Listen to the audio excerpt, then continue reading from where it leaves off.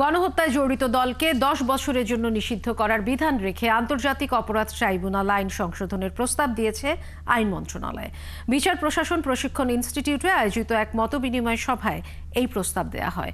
আইন উপদেষ্টা ডক্টর আসিফ নজরুল বলেন, বিচারের স্বচ্ছতা, জবাবদিহিতা ও আন্তর্জাতিক মান বজায় রাখতে বিশিষ্টজনদের মতামতের গুরুত্বের সঙ্গে বিবেচনা করা হবে। আরও জানাচ্ছেন মিল্টন আনোয়ার। ক্ষমতা টিকিয়ে রাখতে শেষ মুহূর্তে ছাত্র জনতার উপর নির্মম গণহত্যা ও সহিংসতা চালায় পতিত আওয়ামী লীগ সরকার।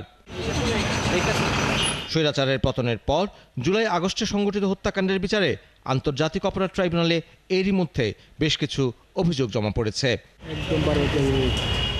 তবে অভিযোগ জমা পড়লেও প্রশ্ন উঠেছে 1973 সালের আন্তর্জাতিক অপরাধ ট্রাইব্যুনাল আইনের সময় উপযোগিতা নিয়ে। রিফর্ম এজেন্ডা কাজ করেছেন জিয়া হাসানকেও। এমন বাস্তবতায় আইন বিশেষজ্ঞ ও বিশিষ্টজনদের নিয়ে বিদ্যমান আইনের সংশোধনীর লক্ষ্যে এই মতবিনিময়ের উদ্যোগ নেয় আইন মন্ত্রণালয়। এই সময় মানবতা বিরোধী অপরাধে জড়িত থাকার অভিযোগে রাজনৈতিক দলকে 10 বছরের জন্য নিষিদ্ধ করা সহ 8 দফা খসড়া প্রস্তাব তুলে ধরে আইন মন্ত্রণালয়। প্রস্তাবিত খসড়াকে সাধুবাদ জানিয়ে মতামত দেন বেশ কয়েকজন। আর দলের বিচার করার ক্ষেত্রে যেটা আমি একটু বলতে চাই সেটা হলো, আমরা ব্যবস্থা নেওয়ার ক্ষেত্রে 10 বছরে, সর্বোচ্চ 10 বছরে এটাকে কনফাইন করছি। সেটা কেন করছি সেটা নিয়ে আমার নিজের মধ্যে একটু প্রশ্ন আছে। সেটা আমরা আনলিমিটেড রাখতে পারি। তবে রাজনৈতিক দল নিষিদ্ধের মতো বেশ কিছু ইস্যুতে দ্বিমত জানান বক্তাদের অনেকেই। কিন্তু একটা অর্গানাইজেশনের ক্ষেত্রে তার উপরে ক্রিমিনাল রেসপন্সিবিলিটি আমরা কিভাবে আরোপ করব সেটার কোনো ফ্রেমওয়ার্ক কিন্তু আসলে এই পুরো আইনটার ভিতরে উপস্থিত নাই। To me, this looks like a sentence simply created to punish the Awami League. I mean, it's a bit of bluntly.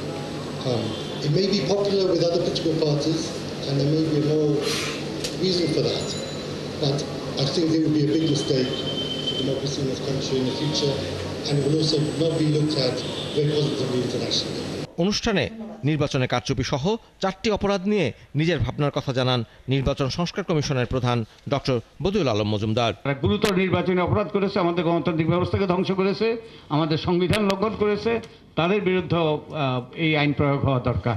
আইন উপদেষ্টা ডক্টর আসিফ নজরুল জানান, প্রতিহিংসা নয়, আন্তর্জাতিক মান রক্ষা করে ন্যায় বিচার নিশ্চিত করাই অন্তর্বর্তী সরকারের লক্ষ্য।